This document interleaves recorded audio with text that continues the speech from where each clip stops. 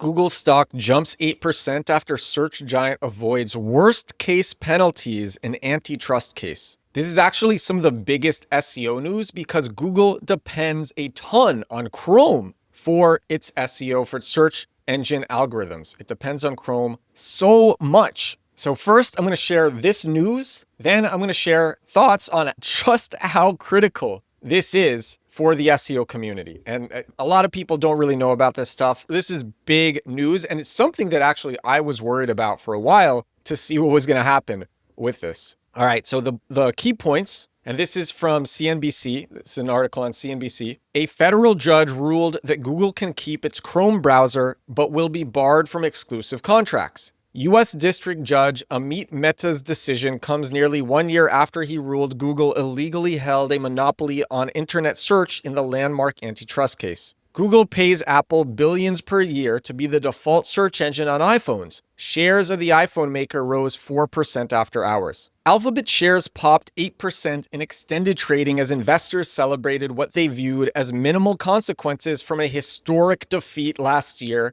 in the landmark antitrust case. Last year, Google was found to hold an illegal monopoly in its core market of internet search. U.S. District Judge Amit Mehta ruled against the most severe consequences that were proposed by the Department of Justice, including a forced sale of Google's Chrome browser, which provides data that helps its advertising business deliver targeted ads. A lot more than that. Google will not be required to divest Chrome, nor will the court include a contingent divestiture of the Android operating system in the final judgment, the decision stated. Plaintiffs overreached in seeking forced divestiture of these key assets which Google did not use to effect any illegal restraints. Meta, who oversaw the remedies trial in May, ordered the parties to meet by September 10th for the final judgment. In August 2024, the U.S. District Court for the District of Columbia ruled that Google violated Section 2 of the Sherman Act and held a monopoly in search and related advertising. The antitrust trial started in September 2023. Now the court has imposed limits on how we distribute Google services and will require us to share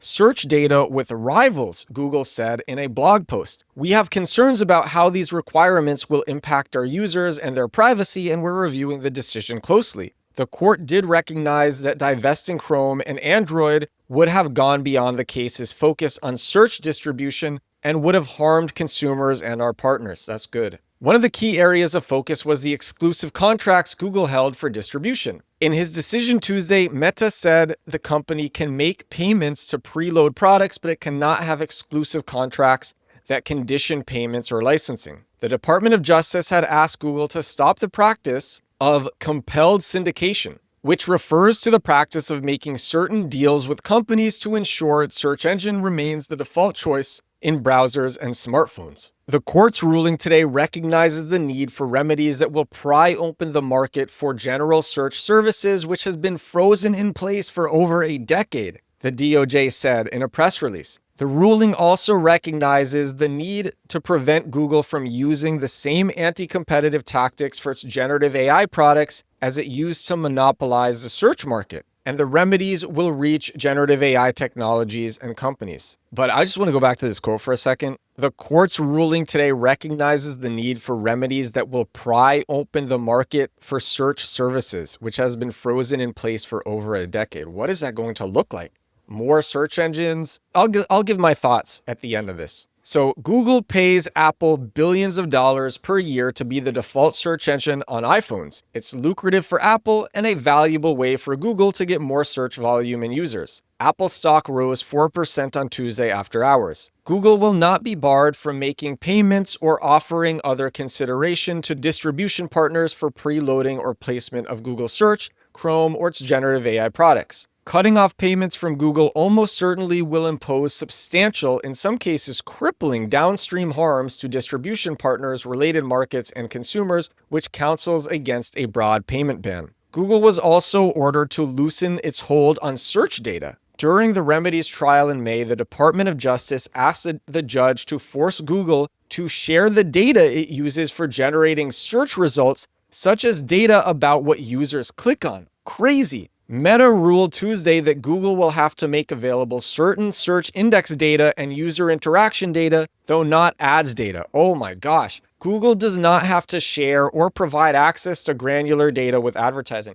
What level is Google going to be revealing its search algorithms? Insane. This is insane. The court narrowed the data sets Google will be required to share and said they must occur on ordinary commercial terms that are consistent with Google's current syndication services. And that's the entire article. This is going to be linked to in the description for this episode. All right. So this is Weblinker now on the SEO subreddit, who said, sounds like a slap on the wrist. I don't know. I'm just thinking maybe, but I could also see this getting really crazy depending on what Google has to share. But this is really what I want to go into. So last year's May Google API leak, you might remember it, the biggest Google leak of all time. Rand Fishkin broke the news in this article on SparkToro. An anonymous source shared thousands of leaked Google Search API documents with me. Everyone in SEO should see them. And if you search this article for Chrome, a ton comes up. For example, a system called NavBoost, cited by VP of Search Pandu Nayak in his Department of Justice case testimony, initially gathered data from Google's toolbar PageRank,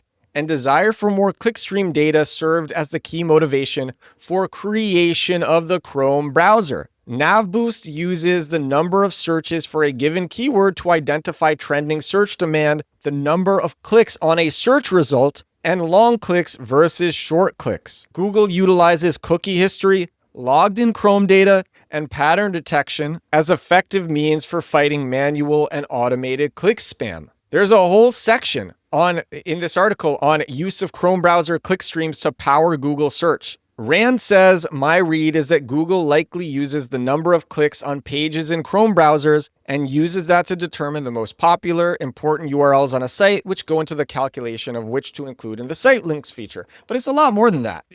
Are people clicking on things? Are they staying in articles? Are they staying in pages? Are they interacting with sites? Long clicks versus short clicks. All right, this is a good example. Google uses click data to determine how to weight links in rankings. If Forbes.com/cats has no clicks, it goes into the low quality index and the link is ignored. If Forbes.com/dogs has a high volume of clicks from verifiable sources, all the Chrome related data discussed previously, it goes into the high quality index and the link passes ranking signals. I mean, there's just so much that Google gets from Chrome for its search algorithms. So this is huge news. If Google had to divest Chrome, SEO would change so much. And honestly, I think results would be a lot worse. So now the question is, how much will the market share of search engines change? There could be a good amount of disruption, and we're already seeing a lot of disruption with generative AI.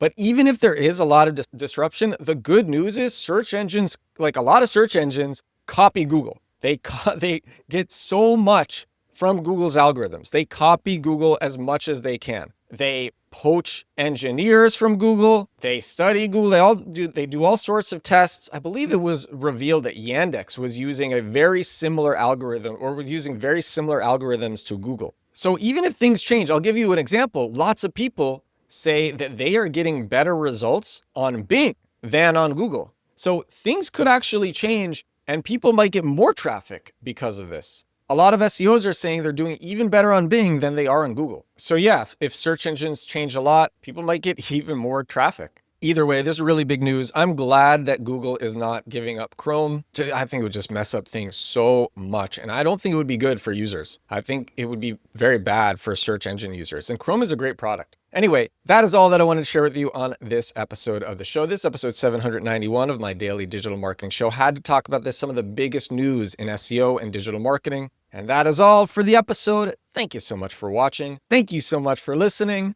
I will talk to you again tomorrow. Bye now.